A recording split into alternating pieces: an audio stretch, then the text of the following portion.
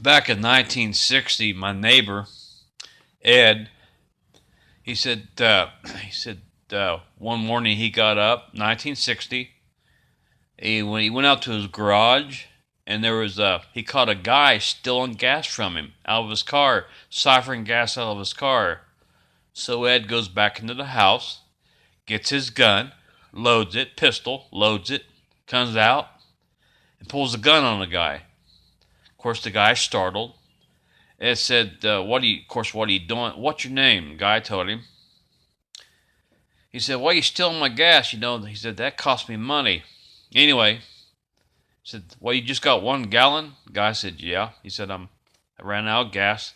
Why didn't he ask me first? Yeah, I didn't want to wake you up. Always an excuse. Anyway, Ed said, well, come in the garage with me. At gunpoint, Ed takes him into the garage. He says, well, you might as well do it right. You're stealing 1 gallon of gas from me. Let me give you another gallon. So Ed finds another empty jug, gives it to him.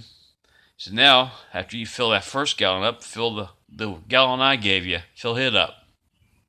And as he's filling up the gas, the thief, filling up his 2 jugs, Ed says, at gunpoint, Ed says, I'm going to tell you one thing. He says, if I catch you around here again, he said, I will shoot you. Now, I don't know the Ohio law.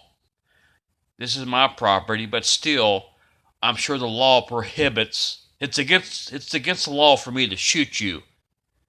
I think that's the law. If I shoot you, they can criminally charge me. He says, I don't care if they criminally charge me all day long.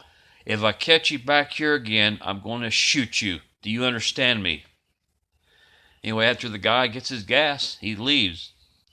Ed said that was 1960. And that day on, he bought a locked gas cap, but he still kept a record of everything. How many when he buy gas, how many gallons? He kept a record of everything as laying loose around his house. He says, you believe, and it's been 50 something years since then, I've never had anything else stolen. And I keep a count of when I buy gas. For a year, he said I wrote it down how many gallons I had just to see if that guy or somebody else was coming back, or a new thief stealing from me, just to make sure nothing else was missing or being stolen.